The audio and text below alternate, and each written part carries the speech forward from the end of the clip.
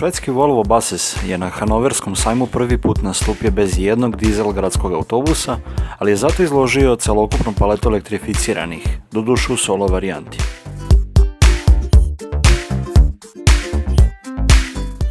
Volvo 7900 Electric je potpuno električni solo autobus sa električnim motorom i baterijama, predstavljen 2015. godine. Potpuno radi bez zagađenja i može da pređe do 10 km pre ponovnog napajanja kao i prethodni model. Volvo Buses tvrdi da ovim sistemom štedi čak 80% energije u odnosu na dizel autobus, dok mu je kapacitet povećan na čak 105 putnika. Volvo 7900 Electric Hybrid je također solo autobus sa električnim motorom, baterijama i malim dizel motorom, ali on je predstavljen tek pre 2 godine. Može da pređe oko 7 km u tihom i čistom modu između dva punjenja. Volvo 7900 Hybrid je hibridni autobus predstavljen još 2010. godine. To je solo autobus sa električnim motorom, baterijama i malim dizel motorom.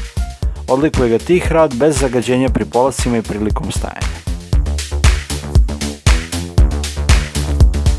Izloženi turistički autobus Volvo 9900 sadrži sisteme na koje se Volvo Buses fokusirao kada je u pitanju bezbednost kako putnika, tako i pešaka, kao i vozača.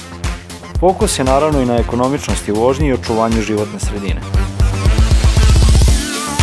Volvo Dynamic Steering je sistem koji olakšava vozaču fizičko upravljanje autobusom.